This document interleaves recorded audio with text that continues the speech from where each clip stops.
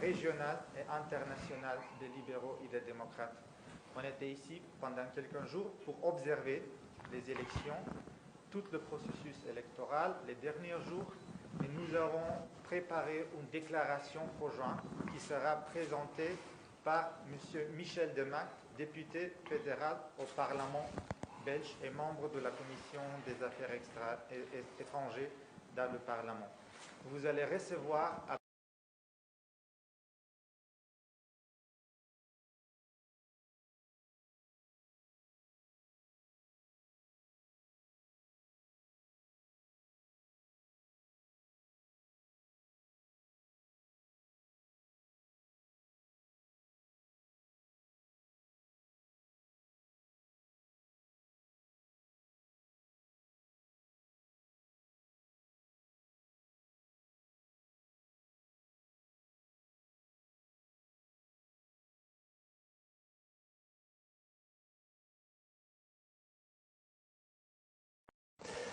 Dans le cadre de l'élection présidentielle du 31 octobre 2020, une mission internationale d'observation a séjourné en Côte d'Ivoire du 28 octobre au 2 novembre. Cette mission de libéraux et démocrates africains et européens, comprenant des leaders politiques, des parlementaires, des ministres et des représentants d'organisations de jeunesse. En dépit du contexte mondial marqué par la pandémie de Covid-19, la délégation a tenu à se rendre en Côte d'Ivoire au regard de l'importance des enjeux liés à ce scrutin. Celle-ci était composée de personnalités de haut rang, originaires de Belgique, de Bulgarie, du Mali, du Maroc, de Roumanie et du Royaume-Uni, et parmi elles l'ancien chef de la mission d'observation de l'Internationale libérale lors de l'élection présidentielle de 2010. L'objectif de cette mission était d'observer le déroulement du processus électoral afin de mieux comprendre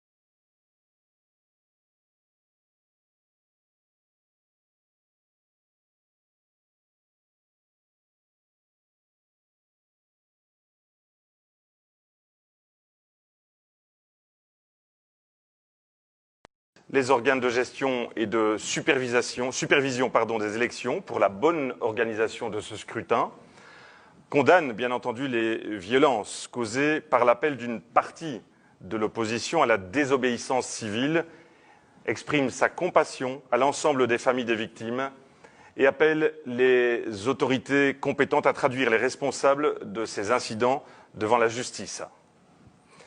Salue l'approche pondérée du gouvernement qui a appelé au calme et à la retenue durant la campagne et le jour du scrutin.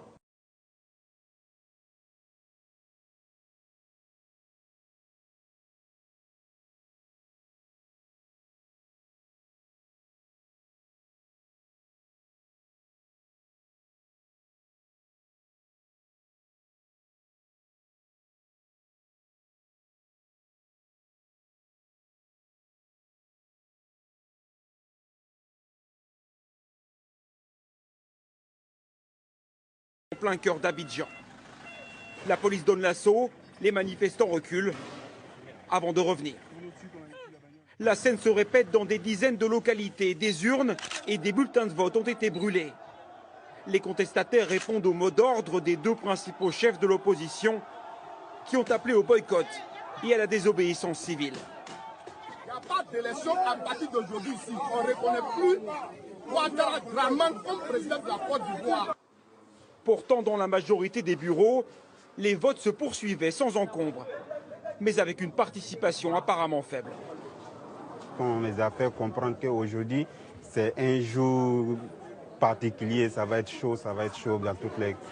Tu entends ça beaucoup de fois dans différents coins des pays. Donc les gens ont peur? Les gens ont peur, oui.